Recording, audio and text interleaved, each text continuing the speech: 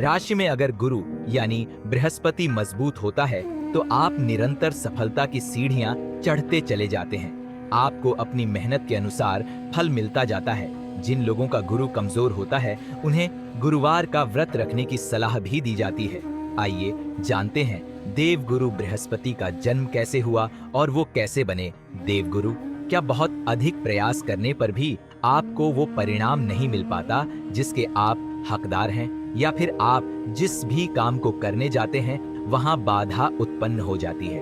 अगर आपके जीवन में भी कुछ ऐसी ही स्थितियां उत्पन्न होती रहती हैं तो हो सकता है कि आपका गुरु या बृहस्पति कमजोर हो। अगर किसी का गुरु कमजोर होता है तो उस व्यक्ति को भाग्य का साथ नहीं मिल पाता और जीवन में हमेशा बाधा ही उत्पन्न होती रहती है।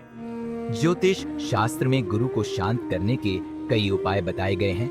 आपने भी कभी न कभी ये उपाय जरूर किए होंगे, लेकिन क्या आप जानते हैं कि सौभाग्य को बढ़ाने वाले देवताओं के गुरु बृहस्पति की उत्पत्ति कैसे हुई थी? आइए जानते हैं पौराणिक कहानी।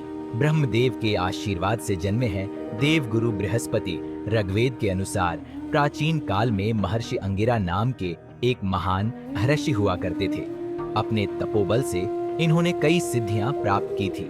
महर्षि अंगिरा के ज्ञान की प्रसिद्धि बहुत दूर दूर तक फैली हुई थी, लेकिन इतना ज्ञान और तपोबल होने के बाद महर्षि अंगिरा बहुत ही चिंतित रहते थे क्योंकि उनकी कोई संतान नहीं थी। इस कारण से उनकी पत्नी स्मृति भी बहुत विचलित रहती थी।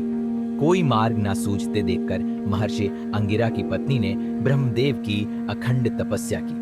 इतनी घोर तपस्या से प्रसन्न होकर ब्रह्मदेव ने महर्षि अंगिरा और उनकी पत्नी को दर्शन देकर पुत्र प्राप्ति का आशीर्वाद दिया।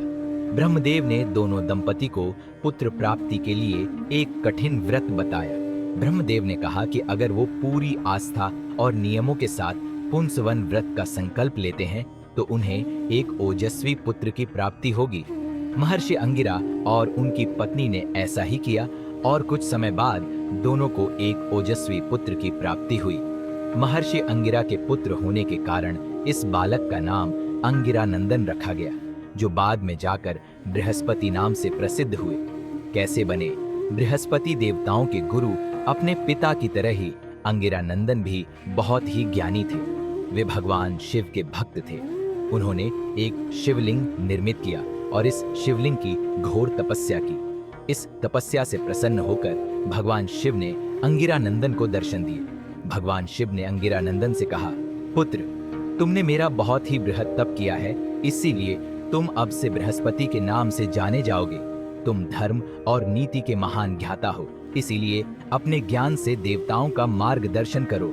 इस प्रकार देवों के देव महादेव ने बृहस्पति को देवगुरु की उपाधि दी और नवग्रह मंडल में स्थान भी दिया।